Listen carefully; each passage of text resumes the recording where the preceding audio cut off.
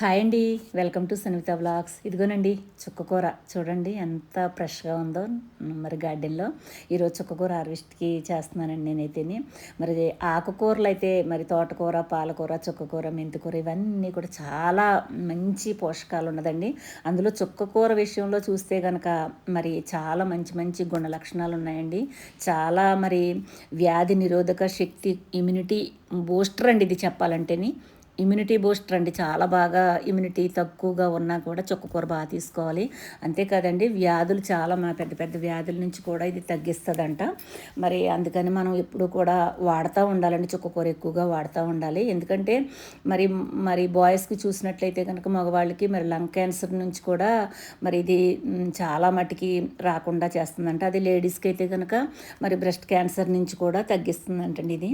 అందుకని ఎక్కువగా మరి చుక్కకూర లేడీస్ బాగా ఎక్కువ తీసుకోవాలి. ఇప్పుడు ఆడవాళ్ళు అందరిలో కూడా క్యాన్సర్స్ ఈ యొక్క మరి ఇది రొమ్ము క్యాన్సర్ ఎక్కువైపోయినాయి కదా.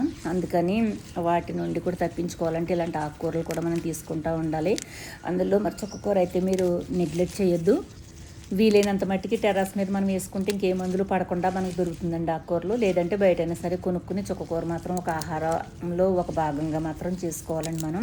ఇంచక్క మనం వీటితో పాటు ములగాకని ఇలాగ వేరే వాటిల్లో కూడా కలుపుకుని మనం చేసుకోవాలి. ఎప్పుడు కూడా పచ్చిది మాత్రం ఇది తాగకూడదండి.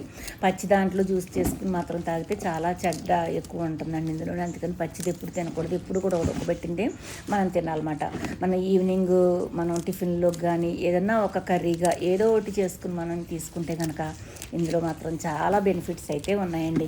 అందుకే నాకు చుక్కకూర అంటే చాలా ఫేవరెట్ అన్నమాట. ఎప్పుడు నా గార్డెన్లో ఒక పార్ట్గా ఇది మాత్రం ఉంటుందండి ఖచ్చితంగానే.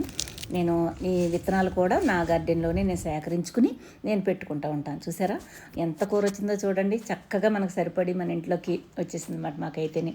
మరి చూస్తున్నారు కదా, మరి వీడియోని మీరు లైక్ చేయండి, షేర్ చేయండి, సబ్స్క్రైబ్ చేసుకోండి. తప్పకుండా మీరు కూడా ట్రై చేయండి. ఓకేనండి. మీరు గంట సింబల్ని ప్రెస్ చేస్తే మరి పాత వీడియోలు, కొత్త వీడియోలు అన్నీ కూడా మీకు నోటిఫికేషన్లోకి వస్తాయి. అలాగే మమ్మల్ని కూడా ఎంకరేజ్ చేసినట్టు ఉంటుంది. సరేనా? మరి ఈ రోజు నుంచి మీరు కూడా ట్రై చేస్తారు కదా. తప్పకుండా ట్రై చేస్తారని ఆశిస్తూ మరి చూసి మీరు కూడా ఆనందించండి. సరేనా? ఉంటానండి. బాయ్ అండి.